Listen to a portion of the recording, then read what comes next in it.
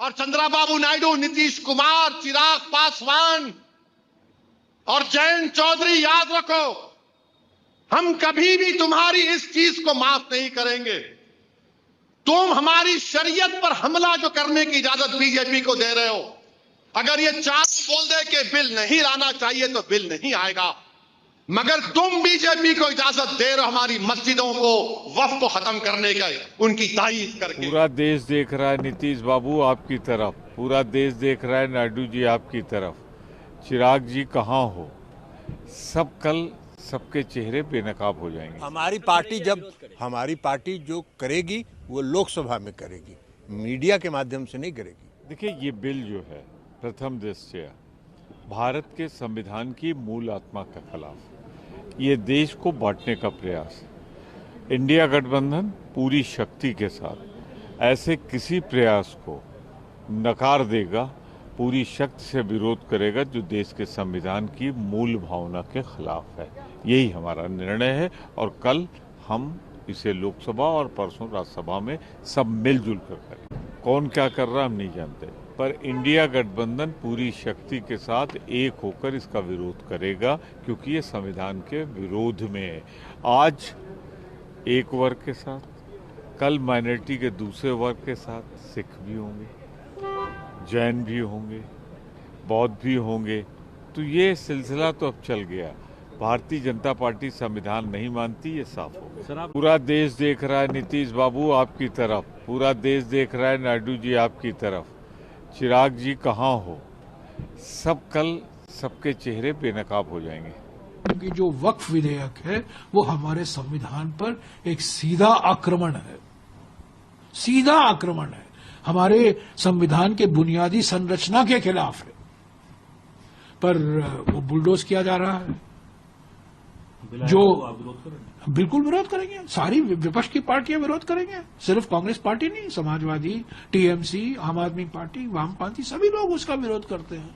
और सवाल यह है, जेडीयू क्या करेगी, टीडीपी क्या करेगी, जो अपने आप को सेक्युलर पार्टी कहते हैं, जो कहते हैं कि माने हम जो संविधान में लिखा गया है, जो संविधान के प्रस्तावना में है, सर्वधर्म समभाव, सेक्युलरिज्म को लेकर, वो कहते हैं हम इस पे विश्वास रखते हैं।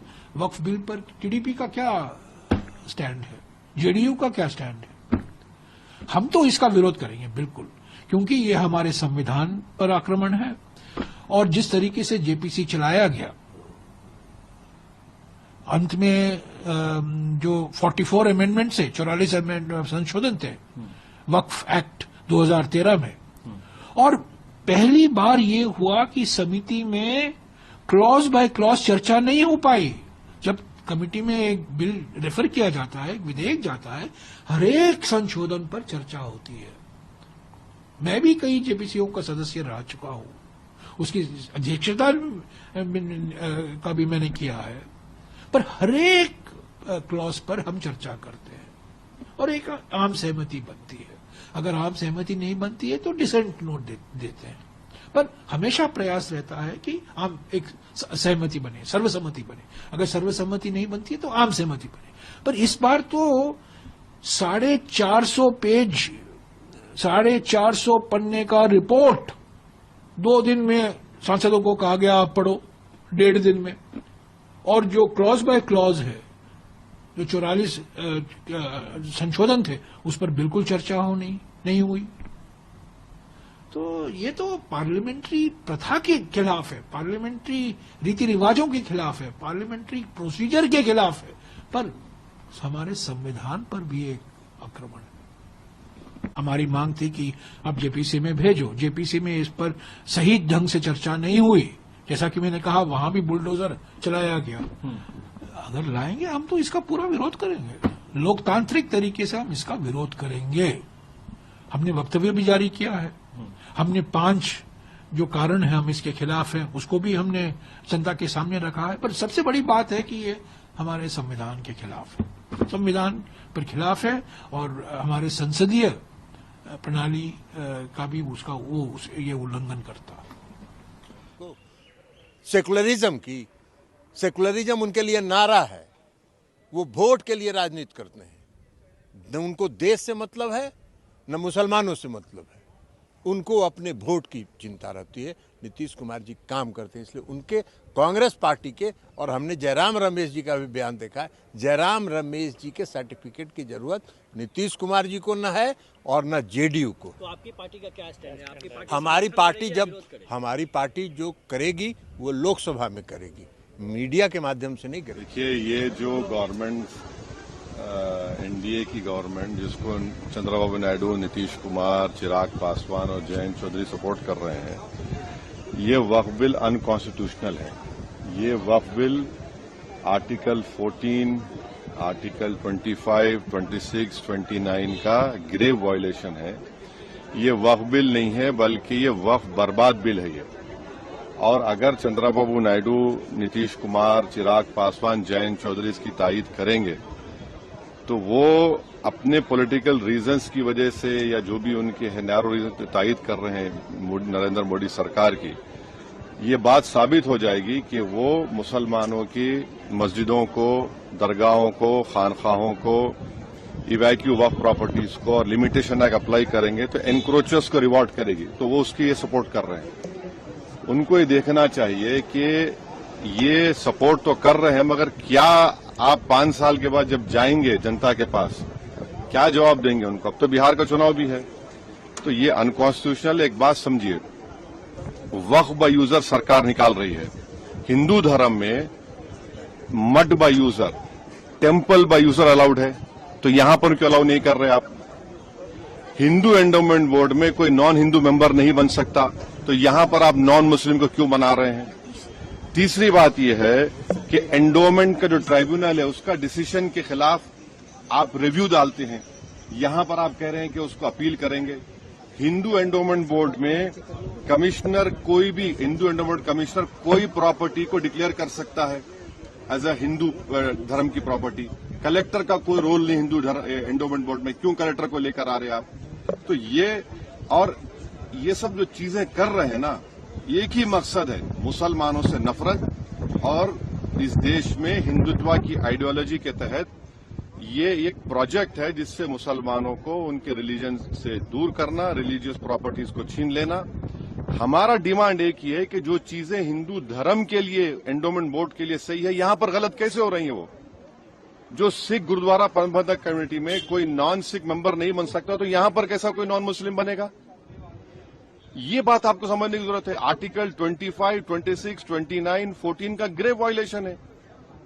इनको सोचना चाहिए चंद्रबाबू नायडू को। अभी वक्त है उनके पास सोचना चाहिए कि आप क्या बर्बाद करने का पूरा सहूलत दे रहे हैं बीजेपी को। कल पार्लियामेंट में पेश होने वाले वक्फ संशोधन बिल पे पूरे देश की नहीं, पूरे मुस्लिम समाज की निगाह भी जमी हुई है।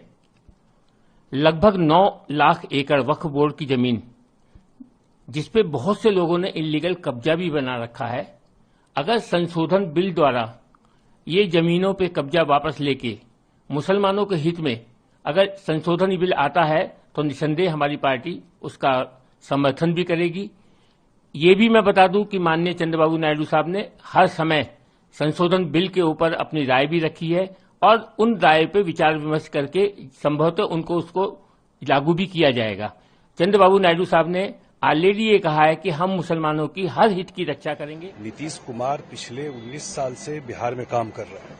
अब बिहार में उन्होंने जो मुस्लिम समुदाय के लिए काम किया है वो सामने में है, और कभी भी उनके हित, जो उनका इंटरेस्ट है, कभी भी उस पर उन्होंने कि उनके साथ गलत हो ऐसा नहीं होने दिया।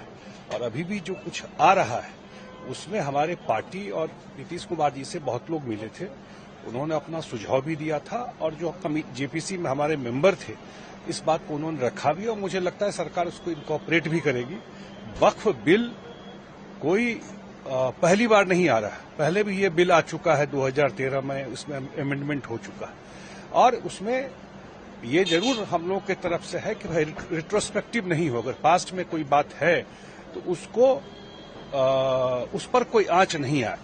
ये हम लोगों ने जरूर, हमारी पार्टी ने कहा था, मुझे लगता है जरूर जो कमेटी है, सरकार है, इसको ध्यान में रखें। इस देश में सांप्रदायिक सद्भाव बिगाड़ने के लिए योजना बनाई गई थी, बनाया गया और जबरदस्ती जल्दी से जॉइंट पार्लियामेंट्री कमेटी में उसको पास कराया गया। विपक्ष को हजारों पन्नों की रिपोर्ट एक दिन पहले दी गई, न पढ़ने का मौका मिला न कुछ, और बहुमत के बल पर उसको पास करा लिया। यहां भी करा लेंगे। इनका उद्देश्य यही है। जब से सत्ता में बीजेपी आई है, बीजेपी का उद्देश्य सिर्फ ये रहा है कि किस तरह से इस देश में सद्भाव बिगड़े। सर, किरण रिजिजू का कहना है कि मासूम मुसलमानों को वक्फ अमेंडमेंट बिल को लेकर गुमराह किया जा रहा है। कुछ लोग इसे गुमराह कर रहे हैं, ऐसा दिखा रहे हैं कि जैसे प्रॉपर्टी छीनने की वो लोग कोशिश कर रहे हैं। प्रॉपर्टी छीन रहे ही ऐसा है। ये तो बिल आ रहा है, बिल नहीं आया उससे पहले प्रॉपर्टी नहीं छीनी जा रही।